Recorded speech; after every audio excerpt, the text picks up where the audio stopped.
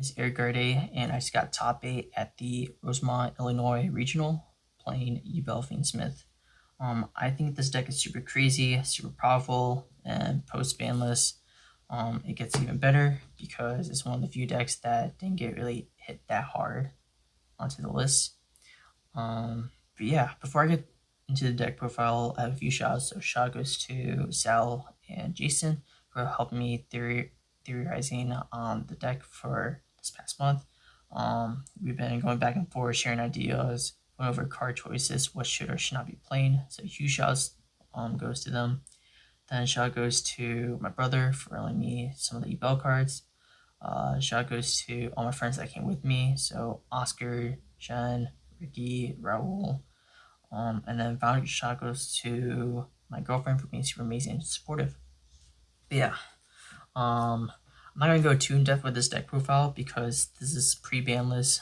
Most people would rather watch like a post-ban list, but I'll share like a few of my ideas about this list. So, and then what to look forward in the future. So I play 3 Throne, 1 Terraforming. This card is absolutely crazy. It allows you to get into your starter cards or set up a play having Fan of Yubel on board and making sure that all your plays go through. But yeah, so maxing out on that, I play a 3 Lotus and 1 for 1. Lotus is also very good because it gets you to your belt engine, and then once you have enough buys, you can start link climbing and go into either Yama or into like Closed Moon and do your Fiendsmith plays. And then I played 3 Dark Beckoning Beasts, 3 Opening, and Chaos Summoning Beasts. Since this card is going to be at 1, you could probably make an argument to cut Chaos Summoning Beasts. So you're only playing 4 of the Secret Beast cards. Not too sure if it's correct. Like maybe in the future you could like play this in, because if you open up with opening of the Spirit Gates, then your Dark Beckoning Beast doesn't have a real target. So like there's an argument you could either play 4 of this or 1 of the or 5 of this engine. But yeah. And then I play 1 Skirmer. Before I was playing 2 Skirmers, but I decided to cut it down because I value more of the normal summon. So I was playing 2 Dark Beckoning Beasts, so I just quickly cut the card down to 1 and then bump Dark Beckoning Beast to 3. Yeah. And then I play 2 Spirit, 1 OG, 1 Terror, and 1 Pain. Nothing explained here. I think this engine is solved. And then for the Unchained cards, I play 1 Shavara, and instead of playing Chamber, I play Escape. This is actually Jason's idea for playing Escape over Chamber. We kind of came to the conclusion like Escape is just way better into board breakers. Where if they Dark Ruler you, you're totally okay with that, because what you can do now is you can activate Escape, target your Rage, target a random card your point controls, destroy it. Then Resolution, you do Yama Chailing 1, Chailing 2, Rage target Shvar to add this to your hand. And then later on, like your Rage is gonna activate its effect, targeting card, going to SP banish something, and then since you get the Shavara, you could target your Desiree with Shavara, pop Desiree, trigger Desiree to send a card to the graveyard. So it just allows you to give you more interruption through like Dark Ruler. So that's what I like about Escape over Chamber.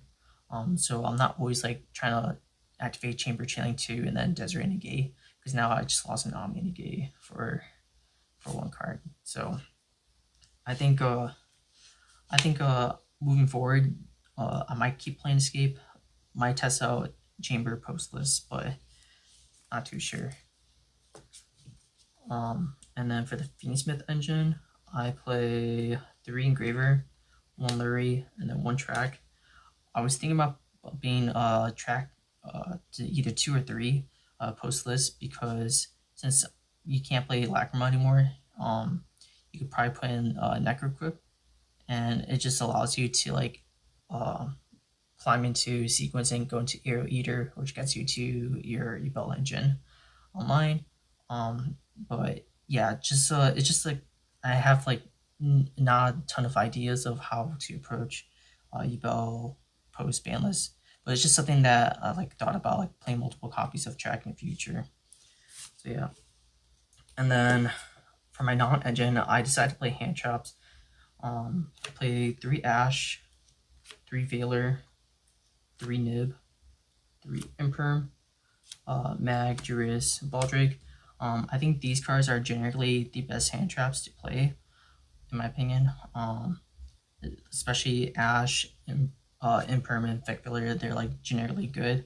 Nib is for against like those crazy combo decks, and then Bestial's like if I'm playing against a Fiendsmith deck, then like they at least like cover something for that. But yeah. And then lastly, the one call by.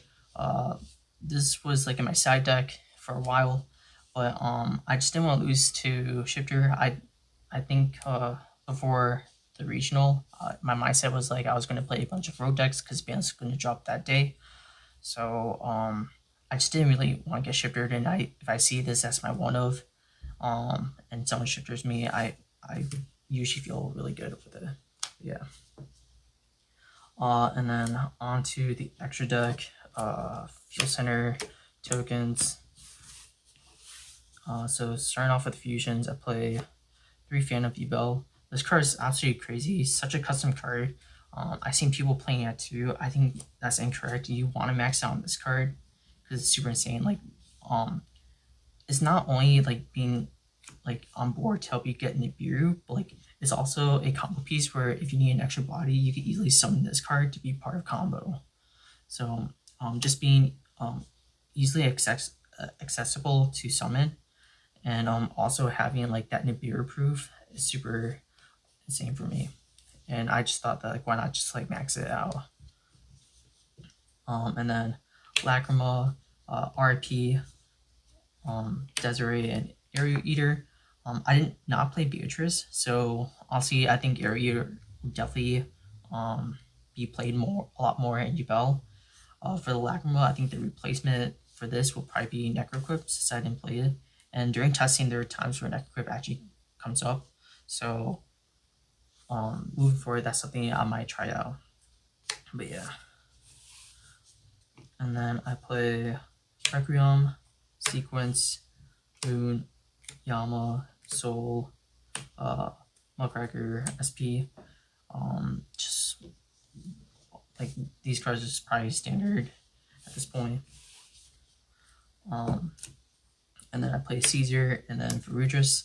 I know some people cut Ferudris for Appaloosa, but I just think that having an Omnigate over a 2-mat monster negate is way better, because this allows me to at least like play through like a Talents, or like it just allows me to have like spell trap, also a spell trap negate, not just a monster negate. So this is like technically like way better than Appaloosa, at least in my opinion. But yeah. And then for the side deck, I play Spooky Dogwood. So this card was mainly for any decks that play D-Shifter. So Ritual Beast, Tempai, and fortunately, I had to use it against a Snake Eyes player because we were so close in time. So I did the necessary evil and like played this card, and then it eventually worked out in my favor. He couldn't kill me because I had more life points than him. But yeah, usually this is for like against shifter decks. And then I play a 3 Molcharmy. I saw this card a few times and it actually did very well. Like it allowed me to draw more into my engine.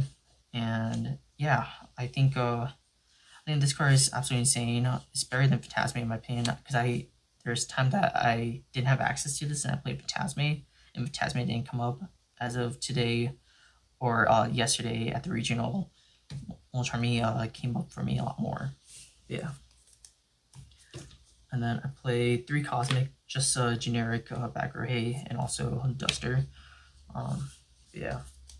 Again, I was expecting a lot of Rogue like runic stun. So cosmic kind of covers, or cosmic covers for that matchup.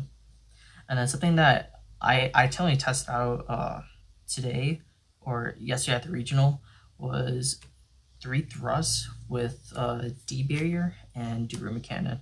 So against decks that do play shifter, I have coverage for that because usually the shifter decks are Tempai and Ritual Beast, and if you have these two, like either of these two set up, like they can never like really OTK you or like play through that.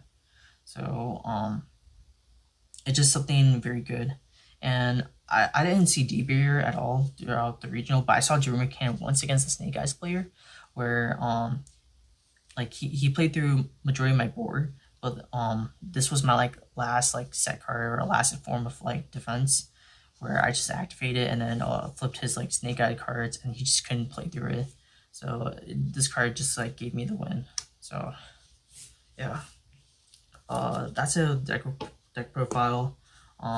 Really glad that I got top 8 after 2 years of not doing anything. But yeah, I think this deck is definitely insane. There's a few cards that I want to test out with, but other than else, I think this deck is probably gonna be one of the best deck next format, or best decks next format. Yeah, thank you for watching.